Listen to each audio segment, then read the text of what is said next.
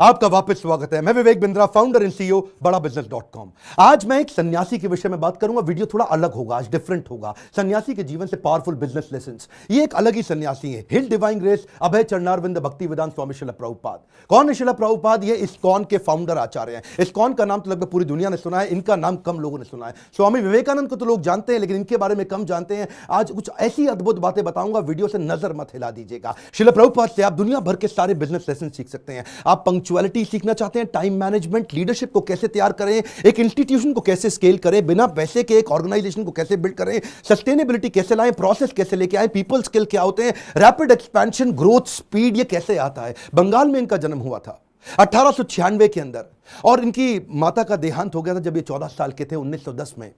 ये Scottish church college गए थे। यूरोपियन लेड एजुकेशन थी, शुरू से ही बहुत तेज थे। अंग्रेजी में इन्होंने पढ़ाई करी, लेकिन इन्होंने डिप्लोमा या डिग्री जो भी थी ब्रिटिश को रिस्पॉन्ड करते वक्त इन्होंने इंडिपेंडेंस मूवमेंट पर उसको लेने से अस्वीकार कर दिया। गांधी के नॉन कोऑपरेशन मूवमेंट में ये बहुत बड़े कॉन्ट्रीब्यूटर रहे। ये कोई शुरू से सन्यासी नहीं थे। प्रयागराज इलाहाबाद में इनका खुद का फार्मेसी का बिजनेस था, पर 1922 में जब अपने गुरु से मिले, इनके गुरु इनको देख के पहचान गए कि श्रील प्रभुपाद की अंग्रेजी तो इतनी अच्छी है कि जब ये अंग्रेजी में बोलेंगे तो अंग्रेज भी डिक्शनरी खोल करके उस समय समझेंगे कि अंग्रेजी में बोल क्या रहे हैं।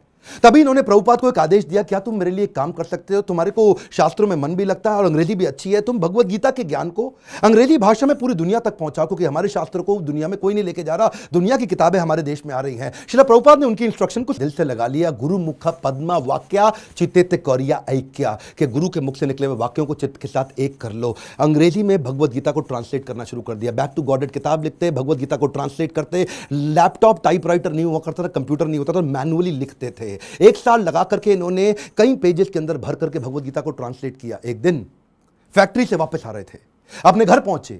जब घर पहुंचे तो ढूंढने लगे कागज कहां हैं सारे। इतनी मेहनत की, कागज इनको मिल नहीं रहे थे, बड़े परेशान थे उस समय। अपनी धर्मपत्नी से पूछा कि वो कहां है जो मैंने भगवत गीता ट्रांसलेट करी, तो अचानक इनकी पत्नी ने जो बोला, इनके होश उड़ गए। इनकी पत्नी ने कहा वो सारे तो मैंने कबाड़ी को बेच दिए। बोलो क्यों बेचे? बोला उसके बदले में मैंने चाय खरीद ली, अंग्रेजों ने बताया चाय पीनी चाहिए। प्रभुपाद को बहुत बुरा लगा। अचानक प्रभुपाद ने उनसे पूछ लिया टी और मी। इनकी पत्नी ने बोल दिया टी। उस दिन उन्होंने अपना घर छोड़ दिया, संन्यास लेने की तैयारी करी। वहां से जाकर के उन्होंने फिर से भगवत गीता लिखनी शुरू करी। बाद में ये वृंदावन चले गए, कई साल वृंदावन रहे, भगवत गीता लिखी, उसकी तैयारी करी। ये पहले से जानते थे कि दुनिया का नंबर 1 देश अमेरिका और अमेरिका का नंबर 1 शहर न्यूयॉर्क, तो मैं शुरुआत न्यूयॉर्क से ही करूंगा। थोड़ा इमेजिन करिए, 70 साल का किसी बूढ़े व्यक्ति का चित्र लेके आइए अपने मन में। 70 साल की उम्र में 32 दिन की जहाज की लंबी यात्रा, जिसमें रास्ते में इनको 2 बार हार्ट अटैक आ गया। कुछ केवल साथ में $7 लेके कुछ किताबें लेकर निकल पड़े। वहां कोई इनको जानता नहीं था। ये जानते थे कि मैं अकेला हूं और मैं सब कुछ नहीं कर सकता। मैं सब कुछ नहीं कर सकता इसका मतलब ये थोड़ी कि मैं कुछ भी नहीं कर सकता।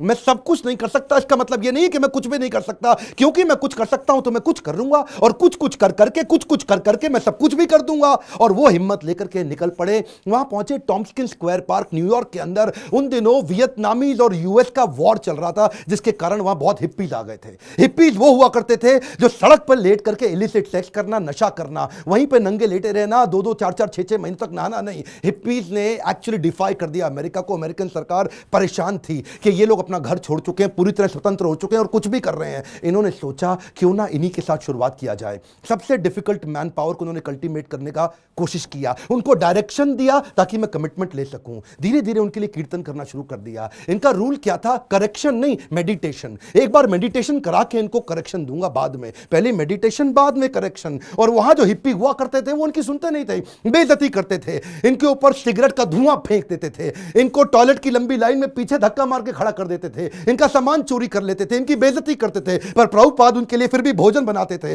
उनको सुबह शाम भगवत गीता पे कथा सुनाया करते थे, उनके साथ बैठ के कीर्तन करते थे। उनको धीरे धीरे मजा आने लगा। प्रभुपाद ने एक दिन उनसे पूछा तुम नशा क्यों करते हो? तो बोले सर मेरे को ना I want to stay high.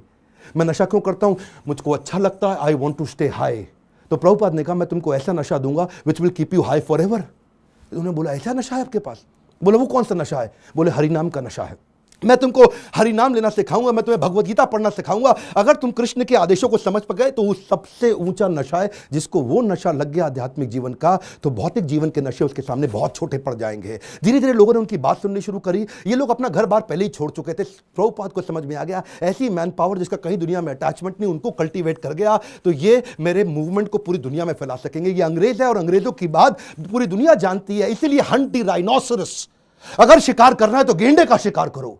Prabhupada ने सबसे कठिन मुद्दा उठाया और उसके बाद अमेरिका की सरकार भी प्रभुपाद को धन्यवाद करती थी कि तुमने ऐसे लोगों को नशा छुड़वा दिया। वो सारे हिप्पी हैप्पी बन गए। क्या, कम ऑन, दोबारा सुनिए, हिप्पीज को हैप्पी बना दिया इन्होंने। कैसे हैप्पी बनाया? उनको गुलाब जामुन बना बना के अपने हाथ से खिलाते थे, उनको कथा सुनाते थे और धीरे धीरे उनका हृदय में परिवर्तन आया। और वहीं से प्रभुपाद ने, ये लीडर्स ऑफ लीडिंग लीडर थे प्रभुपाद, मेरी बात सुनिए, एम्पावर करते थे। लीडर्स ऑफ लीडिंग लीडर, इतना विश्वास डाला उनमें, इतना ट्रस्ट डाला उनमें कि उनको बोला यहां से तुम मेरे सारे शिष्य बन चुके हो। 10,000 शिष्य उन्होंने बनाए धीरे धीरे करके यूएस के अंदर। 2 को उन्होंने भेजा यूरोप में, 2 को भेजा अफ्रीका, फिर 2 को ऑस्ट्रेलिया, फिर 2 को रशिया, फिर 2 को इंडिया। ऐसा करते करते उन्होंने सब जगह लोगों को अलग अलग भेजा और बोला अब इस भगवत गीता को तुम लेके जाओ। मैंने तुमको सिखाया, अब तुम दूसरों को सिखाओ। 1965 से 1977 तक लगभग 11-12 साल इन्होंने पूरी तरह अपने आप को झोंक दिया। पैसे की कमी थी इनके पास, सोचा पैसा नहीं है तो अगरबत्ती, पूजा में काम आने वाली अगरबत्ती का बिजनेस इन्होंने अपने शिष्य को करना समझाया।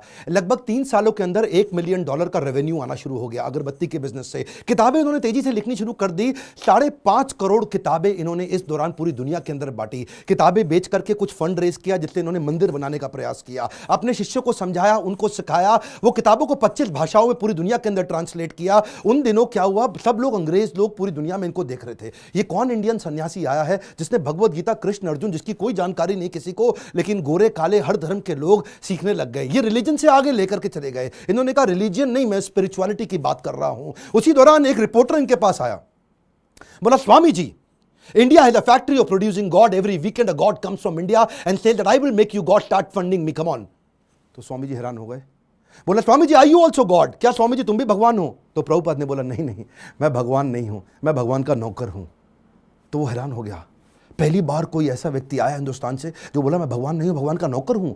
तो प्रभुपाद ने बोला नहीं, मुझसे गलती हो गई, मैं भगवान का नौकर भी नहीं हूं, मैं भगवान का नौकर बनने का प्रयास कर रहा हूं। I am all a servant of God, but it is for you to recognize. सारे अमेरिका के अंदर अखबारों में छप गया कि पहली बारी कोई ऐसा इंडियन आया जो बताता है I am trying to become servant of God, I am not God. उन्हीं दिनों हेनरी फोर्ड के पोते अल्फ्रेड फोर्ड इनसे मिलने के लिए आए। हेनरी फोर्ड का नाम बहुत हुआ करता था पृथ्वी के अंदर। प्रभुपाद कम बोलते थे, लिमिटेड बोलते थे। जब अल्फ्रेड फोर्ड इनसे मिलने आए तो प्रभुपाद ने केवल उनसे एक ही क्वेश्चन पूछा, where is Henry Ford now? अब हेनरी फोर्ड जीवित नहीं थे, बस केवल उनकी आंखों में आंख डाल के प्रश्न पूछा। अल्फ्रेड फोर्ड उसी समय घबरा गए। उनको समझ आ गया कि ये जीवन किसी के लिए नहीं है, कोई नहीं बचने वाला यहाँ पे। और उसी दिन उन्होंने प्रभुपाद को सरेंडर कर दिया और उनसे कहा मुझे भी भगवत गीता सिखाइए। ये ऐसे संत सन्यासी है जिनके कारण आज पूरी दुनिया के अंदर सैकड़ों हजारों ऐसे मंदिर बने जहां भगवत गीता पढ़ाई जा रही है, सिखाई जा रही है। पाकिस्तान जहां कुछ भी हो रहा हो, लेकिन आज भी इस्कॉन के 12 मंदिर है पाकिस्तान में जहां रोज शाम को भगवत गीता पे कथा की जाती है। ये बड़ा अनइमेजिनेबल था कि कुछ ही सालों के अंदर इन्होंने 6 महाद्वीप, 6 कॉन्टिनेंट के अंदर 108 मंदिर बना दिए। ये तब किया जब वेंचर कैपिटल नहीं था, कोई एंजल फंड नहीं था, प्राइवेट इक्विटी नहीं था, कोई आईपीओ नहीं निकाला, कोई बैंक लोन नहीं है, कंप्लीटली बूटस्ट्रैप्ड, सैलरी देने का पैसा नहीं है, लाइफ टाइम वॉलंटियर्स इकट्ठे किए। 10,000 उन दिनों इन्होंने अपने शिष्यों को लेटर पे लिख लिख के बात किया। इमेजिन करिए, कम्युनिकेशन बहुत स्लो था। मैं सोचता हूं कई बार अगर प्रभुपाद आज होते ना तो भगवत गीता इंडिया की राष्ट्र पुस्तक नहीं होती, पूरे विश्व के अंदर होती। इतनी स्पीड थी प्रभुपाद की। उस समय जब अपने शिष्यों से बात करते थे तो न्यूयॉर्क से साउथ अफ्रीका चिट्ठी भेजते थे। वो चिट्ठी में प्रश्न पूछता था, जवाब देते थे, फिर चिट्ठी वापस आती थी, फिर उसका उत्तर देते थे। इमेजिन करिए 10,000 ऐसे लेटर लिखे इन्होंने, कितना समय की कमी रहा होगा। इनके इतने सारे philosophical issues, managerial issues, personal issues, professional issues, सब पे गाइड किया करते थे। व्हाट्सएप नहीं था, कम्युनिकेशन नहीं था, वहां पे फ्लाइट तेज नहीं जाती थी। बावजूद उसके इन्होंने 12 साल के अंदर 15 बार पूरी पृथ्वी का भ्रमण किया। एक बात समझिए, sales is not about selling, it is about building trust in education. Building trust in education. विश्वास बढ़ाओ, एजुकेट करो, विश्वास बढ़ाओ, एजुकेट करो। दुनिया भर में इतना विश्वास बढ़ा दिया, एजुकेशन बढ़ा दिया भगवत गीता के बारे में कि बीटल्स, जो उस समय बहुत फेमस हुआ करता था, बीटल्स के जॉर्ज हैरिसन ने अपना 70 एकड़ का फार्म वॉटफोर्ड में लंदन के नजदीक इनको डोनेट कर दिया। वो इनका शिष्य बन गया और अपने रॉकस्टार गानों के साथ साथ कीर्तन करने लग गया, हरे कृष्णा। उन्हीं दिनों प्रभुपाद जी साथ साथ इतनी किताबें लिखना चाहते थे, जानते थे मैं बूढ़ा हो गया हूं, सारी चीजें लिख के चला जाऊं ताकि लोग उसको आसानी से फॉलो कर सकें। उन्होंने खुद से लिखना बंद कर दिया, डिक्टाफोन ले लिया। डिक्टाफोन जानते क्या होता है? उस पर ये रिकॉर्ड करते थे और चलते चलते रिकॉर्ड करते थे, बैठे बैठे रिकॉर्ड करते थे। 24 घंटे में से 22 घंटा सेवा करते थे, 2 घंटा आराम करते थे। अनइमेजिनेबल है, मैं थोड़ा आपको बता रहा हूं फिर से, इसको मत मिस करिएगा। 24 में से दुनिया जानती है प्रभुपाद 22 घंटा सेवा करते थे, 2 घंटा रात को 10 से 12 तक आराम करते थे, रात को 12 से सुबह 4 बजे तक किताबें ट्रांसलेट किया करते थे, क्योंकि इनके गुरु का आदेश था। किताबें ट्रांसलेट कर करके रिकॉर्ड करते थे उसको, जानते थे मैं लिखूंगा, टाइप करूंगा, टाइम लगेगा। शिष्यों को बोलते थे तुम रिकॉर्डिंग को सुनो, उसको टाइप करो। उसी समय टेक्नोलॉजी का इस्तेमाल करते थे। डिक्टाफोन के बाद माइक्रोफोन आया, माइक्रोफोन पे करने लगे। सुबह की साधना करते, मंदिर में मंगल आरती करने के बाद, जब करने के बाद जब बाहर वॉक करने निकलते, 1 घंटा वॉक करते, शिष्य को साथ में लेते, उस समय फिर से ट्रांसलेट करते। शिष्य माइक पकड़ के चलते रहते, ये मॉर्निंग वॉक पे फिर से ट्रांसलेट करते। जानते थे इनके पास समय कम था। प्रभुपाद ने अपने 12 साल के अंदर वो काम किया जो कि बिल्कुल अकल्पनीय है। इसमें मैं आपको एक बात सिखाना चाहता हूं, इसको बोलते हैं EFA, elephantine focused advantage. Elephantine focused advantage, इसको बोलते हैं अव्यर्थ कालत्वम। संस्कृत का शब्द है अव्यर्थ कालत्वम, यानी कि इतना सा भी समय वेस्ट नहीं करना। ऑब्सेसिव अटेंशन टू डिटेल, और इसको क्या कहते हैं? OAD, obsessive attention to detail. हाथी के बराबर हाथी शब्द इस्तेमाल किया गया, एलिफेंटाइन फोकस, क्योंकि लगना चाहिए आपको बहुत भयंकर फोकस है ये। मेरा एक दोस्त है, वो मुझे क्या कहता है कि यार विवेक, मेरे को 12 साल लग गए एक फैक्ट्री को 2 फैक्ट्री बनाने में। सुनिएगा, 12 साल लगे एक फैक्ट्री को 2 फैक्ट्री बनाने में, जिसमें मैंने बहुत पैसा लगाया। प्रभुपाद बिना पैसे के एक मंदिर को 108 मंदिर बना दिया 12 साल के अंदर। ये किया कैसे? बिना तनख्वाह दिए। मैं इतनी तनख्वाह दे रहा हूं, लोग काम नहीं कर रहे, ये बिना तनख्वाह के लोगों से इतना काम करा लेते हैं। इसी को बोलते हैं कि वैकुंठ से जब व्यक्ति आता है और ऐसी लीडरशिप बिल्ड करता है, ऐसी लीडरशिप वाला व्यक्ति इतना एम्पावर कर देगा कि एक ऑर्डिनरी आदमी से एक्स्ट्रा ऑर्डिनरी काम करा जाएगा। जब जेब में पैसा हो तो स्पीड आ जाती है। सुनिएगा ध्यान से, जब जेब में पैसा हो तो स्पीड तो आ ही जाती है, लेकिन प्रभुपाद की जेब में पैसा नहीं था। ये थोड़ा सा अनइमेजिनेबल केस स्टडी है कि लो कॉस्ट हाई स्पीड। सुनिएगा ध्यान से, बिना पैसा लगाए लो कॉस्ट पे हाई स्पीड कैसे बिल्ड करें? इसका तरीका क्या है? अर्जेंसी और पीपल स्किल। प्रभुपाद अद्भुत व्यक्ति थे। अर्जेंसी और पीपल स्किल, शिष्य तंग करते थे, शिष्य गलतियां करते थे, प्रभुपाद टॉलरेट करते थे पीपल स्किल के साथ में। शिष्य इनको बहुत दुखी करते थे, प्रभुपाद टॉलरेट करते थे पीपल स्किल के साथ में। स्पीड बनाए रखी पीपल स्किल के साथ में। लोग दुखी भी नहीं होते थे, स्ट्रेस भी नहीं होते थे, क्योंकि प्रभुपाद प्रेम इतना देते थे। उनका प्रेम एक समुद्र की तरह था। श्री गुरु करुणा सिंधु, ऐसा करुणा का सिंधु सागर थे ये। इन्होंने एक बार जब ये अपने शिष्यों को लेकर के रथ यात्रा ज्वाइन करने गए जगन्नाथपुरी के अंदर, तो वहां पे मंदिर के अंदर अंग्रेजों को जाना मना है। हिंदू मंदिर है, वो कहते हैं अंग्रेज को, लोगों को हम नहीं, क्रिश्चियंस को अंदर जाने देंगे। प्रभुपाद ने बोला अगर तुम मुझे जगन्नाथ जी के दर्शन करने नहीं जाने दोगे, मैं जगन्नाथ जी को पूरी दुनिया में ले जाऊंगा। उसके बाद उन्होंने रथ यात्रा करनी शुरू करी और वहां से पूरी दुनिया में रथ यात्रा का प्रचलन चालू हो गया। प्रभुपाद वो पहले व्यक्ति थे जिन्होंने आज पूरी पृथ्वी पर रथ यात्रा और जगन्नाथ जी के दर्शन कराने शुरू किए। यहां पे ये रुके नहीं, इसके बाद उन्होंने सोशल और चैरिटेबल काम भी किए। World largest vegetarian food relief program शुरू किया जिसका नाम है फूड फॉर लाइफ।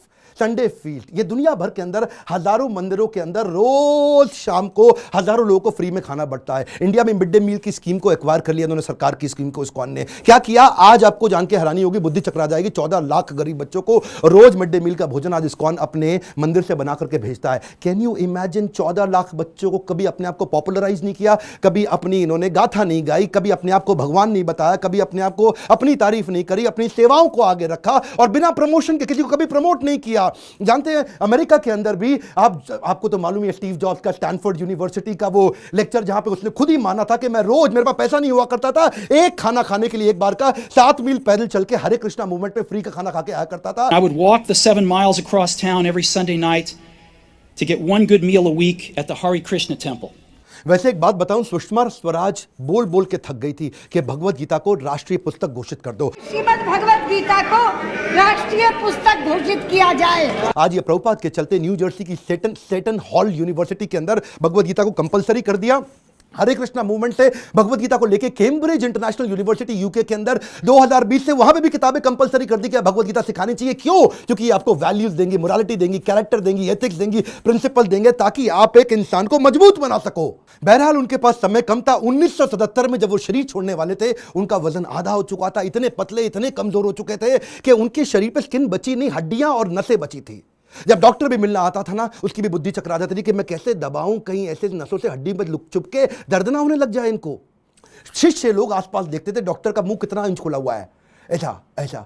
डॉक्टर हैरान होता था, इंच नापते थे, ऐसा कि ये कैसा व्यक्ति कर रहे हैं। ये इस समय कॉन्शियसनेस को बिल्ड करना पॉसिबल ही नहीं है। प्रभुपाद के सारे ऑर्गन्स काम करना बंद कर चुके थे, उनकी उम्र बहुत ज्यादा हो चुकी थी, लेकिन उस समय डेथ बेड पे, क्षमा चाहता हूं गलत शब्द यूज कर रहा हूं, ऐसे लोगों की कभी डेथ नहीं होती, लेकिन उस समय उस बिस्तरे पे भी लेट करके प्रभुपाद शरीर छोड़ने से पहले भी ट्रांसलेट कर रहे हैं भागवतम को कि मेरे जाने से पहले मैं अपने गुरु के आदेश को पूरा करके जाऊं।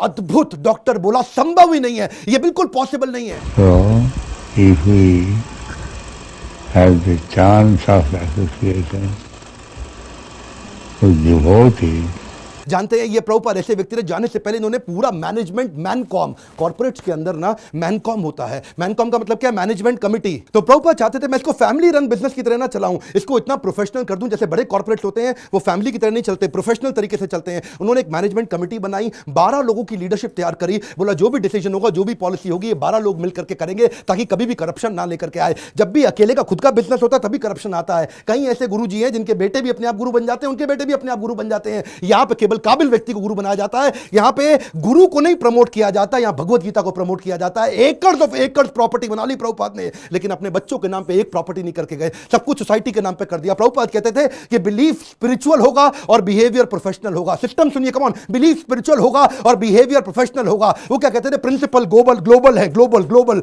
प्रिंसिपल पूरी दुनिया में एक जैसे होंगे, लेकिन रिसोर्सेज लोकल होंगे। अगर आपको पैसा चाहिए तो लोकल जगह से रेज करो, लोकल जगह पे खर्च करो। पैसा ना इस देश से उस देश जाएगा, ना उस देश से इस देश आएगा। प्रिंसिपल ग्लोबल होंगे और खर्चा रिसोर्सेज लोकल होंगे। यही मैं आपको बताना चाहता हूं। अगर इस प्रकार की लीडरशिप आप बिल्ड कर सके तो आपको जिंदगी के अंदर इसके लिए लीडरशिप क्वालिटी चाहिए, और वही मैं सिखाता हूं अपने प्रोग्राम्स के अंदर। इसको बोलते हैं लीडर, जिससे आप सारे स्पिरिचुअल भी और बिजनेस भी सारे लेसन एक साल ले सकते हो। रियल लीडरशिप वीडियो को डाउनलोड व्हाट्सएप पे करके पूरे देश में पहुंचाइए। स्वामी विवेकानंद को जानते हैं, श्रील प्रभुपाद को भी पहुंचाएंगे पूरी दुनिया के अंदर। भारत रत्न मिलना चाहिए ऐसे व्यक्ति को, यह मेरी आपसे प्रार्थना है। बहुत सीरियस हूं मैं आज, मैं अपने दिल से बोल रहा हूं। सारे व्हाट्सएप ग्रुप में, सारे फेसबुक ग्रुप में, अपने यूट्यूब चैनल पे इस वीडियो को निकाल के अपलोड करिए, पूरी दुनिया में पहुंचाइए।